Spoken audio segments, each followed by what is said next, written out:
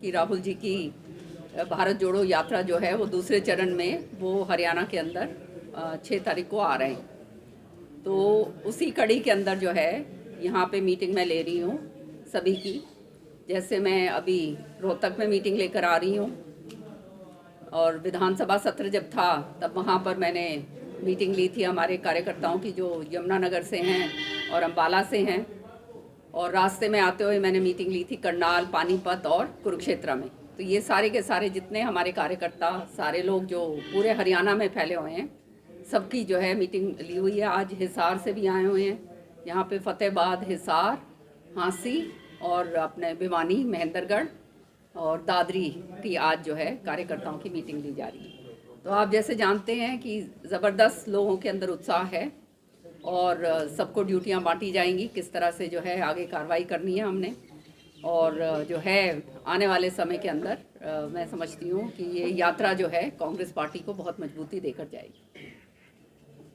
अब आप कोई और बात पूछना चाहते हैं तो पूछ लीजिए। तो मैडम, मंत्री जो संदीप सिंह थे उन पे जो आरोप लगे हैं त्यागपत्र और उस सारे मामले को लेकर के कांग्रेस कैसे देखती है?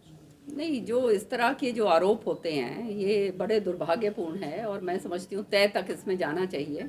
महिलाओं को वैसे ही प्रताड़ित करा जाता है और जो है इसके पूरी तय तक जाकर, और अगर ये सत्य है तो फिर कड़ी से कड़ी कार्रवाई होनी चाहिए, क्योंकि जो लोग सत्ता में बैठते हैं वो अगर इस तरह से काम करेंगे तो फिर तो बात बनती नहीं है और महिलाओं की उत्पीड़न की बात होती है। और मैं समझती हूँ एक महिला होने के नाते कि कितना ज़बरदस्त जो है एक्सप्लॉयटेशन जो है औरतों का होता है। गैर जमानती धाराएं भी उन पे लगाई गई हैं, तो क्या मानते हैं इस तरह के, क्या उस प्रोसेस को आगे बढ़ाना चाहिए? वो तो अब कानून अपना काम करेगा और जो जिसने गलत करा है उसके साथ उसको तो पूरी तरह से कड़ी सज़ा ज़रूर देनी चाहिए, क्योंकि ये जो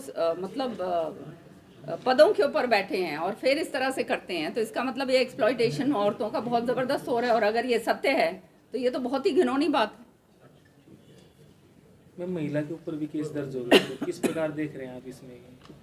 पीड़ित महिला के ऊपर ही केस दर्ज हो जाता है, तो कैसे जांच? अब ये जांच एजेंसीज अपनी पूरी की पूरी वो कार्रवाई करेंगी, उसके अंदर जो भी सत्य निकलेगा उसका पता चली जाएगा। मैडम, नोटबंदी सुप्रीम कोर्ट ने आज फैसला नोटबंदी को सही ठहराया है। एक तो अध्यादेश की जगह कानून लगा करके लिया, एक आरबीआई की सलाह भी ली। तो आप कांग्रेस कैसे देखती है इस फैसले को सुप्रीम कोर्ट? अब सुप्रीम कोर्ट ने जो अपना फैसला दे दिया है तो उसके ऊपर तो टिप्पणी करनी मेरे ख्याल में सही नहीं होगा भैया।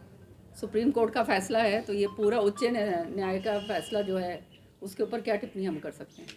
ये आजकल चर्चाएं उड़ती हैं मैम, किरण चौधरी जी भारतीय जनता पार्टी में जाएंगी या इधर जाएंगी, तो इशू ये है, तो इसमें आपका क्या कहना है? अच्छी बात पूछ ली आपने अजय जी। सच्चाई ये है कि अभी तक जो है मैं भिवानी से बाहर निकली नहीं थी। भिवानी, महेंद्रगढ़ और दादरी ही अपना कार्य क्षेत्र था।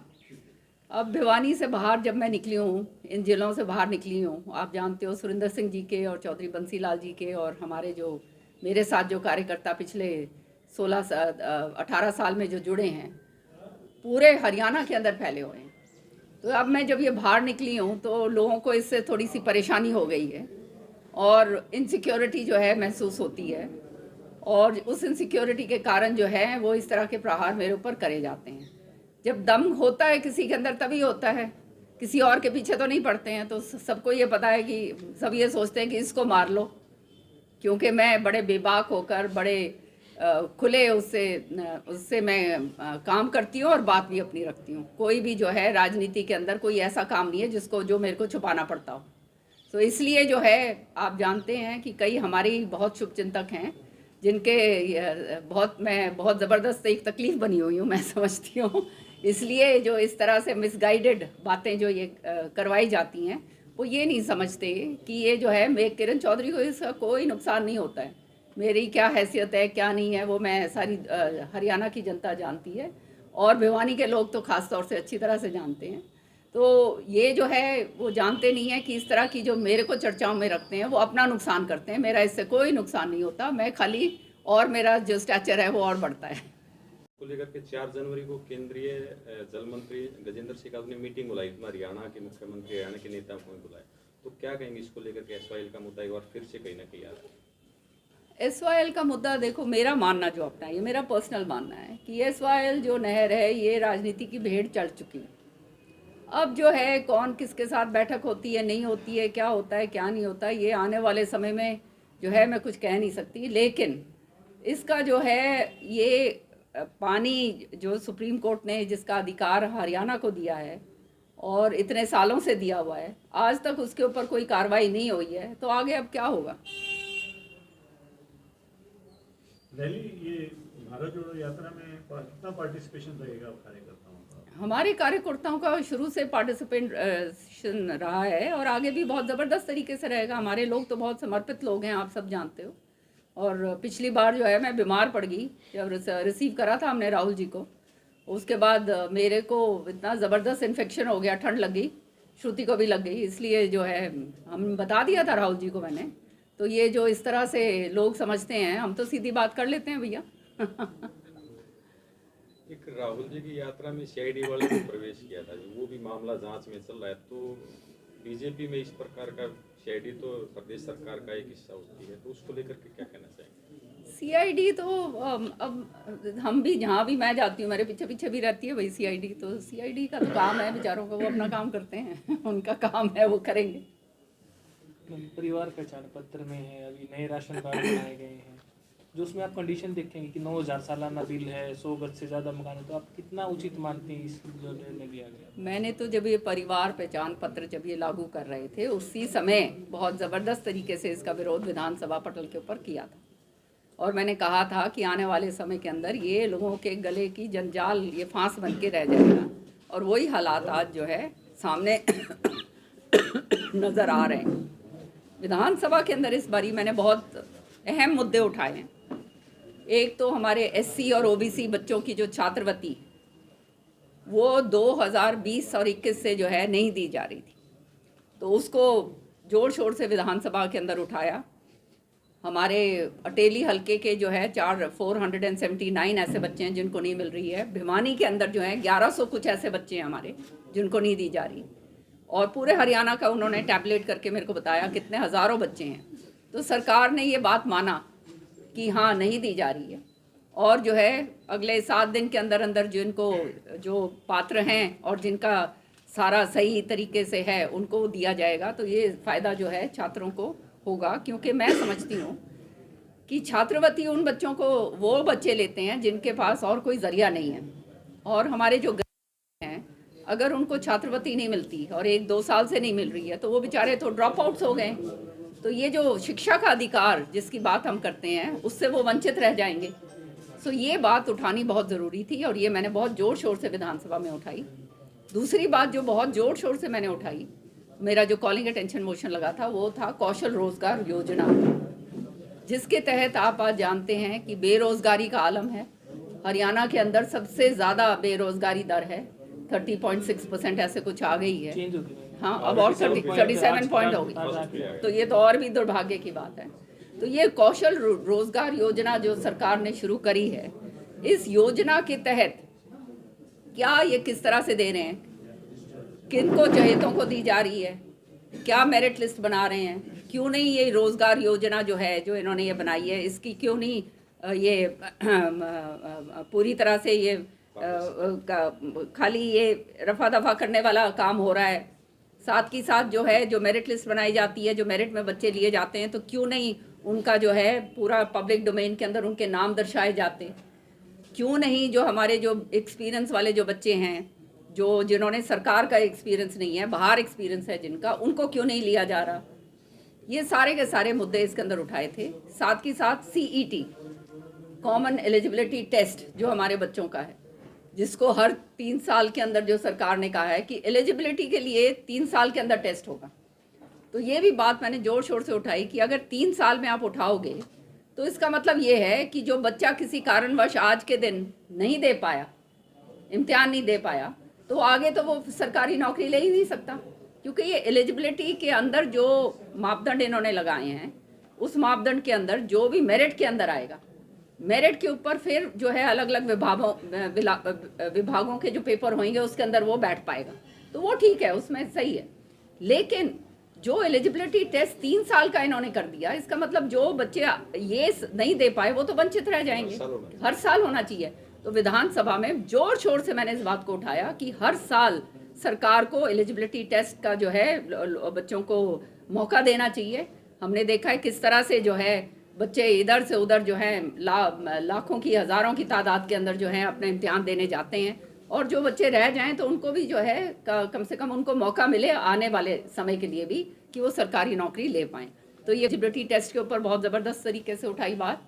साथ ही साथ शराब घोटाला हुआ है, जो 7 लाख पेटियां पकड़ी गई हैं, ये तो पकड़ी गई हैं, पता नहीं कितनी पेटियां इस तरह से जो है इधर से उधर हो रही हैं, और कितना ज़बरदस्त तरीके से जो ये तस्करी चल रही है। 2020 के अंदर हमने देखा किस तरह से लॉकडाउन के अंदर कितनी पेटियों को कितने शराब की पेटियों को इधर से उधर कर दिया गया था। SCT गठित करी गई थी, उसका क्या हश्र हुआ क्या नहीं हुआ वो हमें आज तक नहीं मालूम। और अब ये जो चपत राजस्व की लग रही है, इसका मतलब ये है कि आने वाले समय में जो राजस्व, मैं भी राजस्व मंत्री रही हूँ, एक्साइज टैक्सेशन मंत्री, तो ये इसके ज़रिए जो राजस्व इकट्ठा हम लोग करा करते थे वो डेवलपमेंट के काम के लिए इस्तेमाल होता है, कि मतलब गांव-गांव के अंदर डेवलपमेंट हो सके और जो डेवलपमेंट के कार्य वो हो सकें। तो वैसे ही हरियाणा सरकार जो है आज बहुत ज़बरदस्त कर्जे के अंदर डूबी पड़ी है, ऊपर से जो है राजस्व की इतनी ज़बरदस्त चपत लग रही है, तो डेवलपमेंट के काम किस तरह से हो पाएंगे। सो ये इसका जो है ये कॉलिंग अटेंशन मोशन मैंने लगाया था, जिसका जो है रिप्लाई तक आ गया। हमारे टैब्स जो है ना आजकल वो जो है कंप्यूटर हमारा लगा दिए हैं, तो कंप्यूटर के अंदर हमारे रिप्लाई भी आ गए। रिप्लाई आने के बावजूद जो है इसके ऊपर चर्चा नहीं होने दी, ये कहकर कि ये मैटर सब जुडिस है।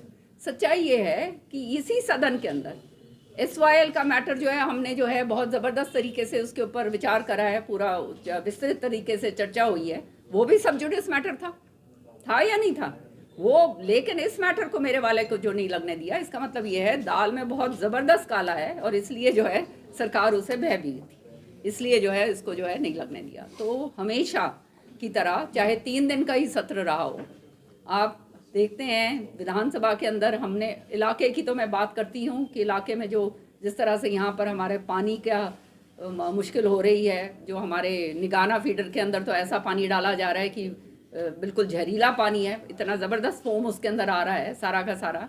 सड़कों की जो हालात हैं, हमारे स्टेडियम्स के जो हालात हैं, ये सारी बातें तो उठाई हैं, लेकिन मेरे पास पूरे हरियाणा से ये जनहित की जो बातें आती हैं उनको उठाने में कभी गुरेज नहीं करा है। बढ़ चढ़ के जो है सबसे आगे ये जो है कार्रवाई लोगों की, जनता की हित की आवाज़ जो है मैं उठाती आई। मंत्रिमंडल में बदलाव होने की संभावना स्कूल बंद कर दिए गए, काफी गांव में जो स्कूल है सरकारी स्कूल है उनको या तो मर्ज कर दिया गया दूसरे स्कूल में, तो जो जैसे लड़की के स्कूल बच्चे थे, लड़कियां थी, उनको काफी दूर दूर जाना पड़ रहा है।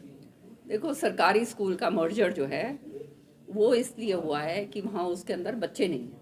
अगर जहाँ पे बच्चे पूरे हों वहाँ पे सरकार मर्ज नहीं कर सकती, पर बच्चे ही अगर पूरे नहीं होंगे तो सरकार फिर क्या करेगी। जहाँ क्या पूछे, नए साल में मंत्रिमंडल विस्तार की संभावना है। अब मंत्रिमंडल तो माननीय मुख्यमंत्री जी के इख्तियार की बात है, और एक मंत्री का तो पद अभी भी खाली हो गया है, तो वो तो अब जो करेंगे वो इनका काम है, उसमें तो हमारा कोई लेना देना नहीं है। मैडम भिवानी में पिछले लंबे समय से भूमाफिया एक्टिव है, कई सामाजिक और धार्मिक संस्थाएं पे भी कब्जे हुए, एक मंदिर पे भी कब्जे की बात हुई थी, आपके संज्ञान में मामला आया था, तो क्या कहेंगे इस टाइप के मामले में सरकार को एक्शन लेना चाहिए? पूरी तरह से एक्शन लेना चाहिए सरकार को, और जिनके संरक्षण के अंदर हो रहा है उनके खिलाफ लेना चाहिए। अभी रिसेंटली मेरे पास आया था ये जो आपका बैप्टिस्ट स्कूल का जो मामला था, वो मेरे पास लेकर आए थे, तो वो जब मैंने उठाया तो उसके बाद वो तहसीलदार और उनको सस्पेंड करा गया है। पर बात यहाँ आती है कि आप जो ये छोटे मोटे जो मछलियाँ हैं ना, इनको तो इनके ऊपर कार्रवाई कर देते हो। जो मोटी मछलियाँ जो हैं वो तैरती रहती हैं, जिनके कारण ये हो रहा है उनके ऊपर कुछ होता नहीं है। उसी के नतीजा ये है कि बेखौफ होकर इस तरह के उल्टे काम होते हैं। हम लोगों ने तो कभी इस तरह के काम करे नहीं है सत्ता में रहते हुए। जो इस तरह के काम करते हैं लोगों को उनका बहिष्कार करना चाहिए। भिवानी के लोगों को समझ आनी चाहिए कि इस तरह के लोग जो हैं वो कभी भी फ़ायदा आम जनता का नहीं पहुंचा सकते, ना जनता की आवाज़ उठा सकते, ना जनता के लिए कोई कार्य कर सकता है। इसलिए ऐसे लोगों का बहिष्कार अगर जनता नहीं करेगी तो जनता को ही खामियाजा भुगतना पड़ेगा। थैंक यू जी। ठीक है।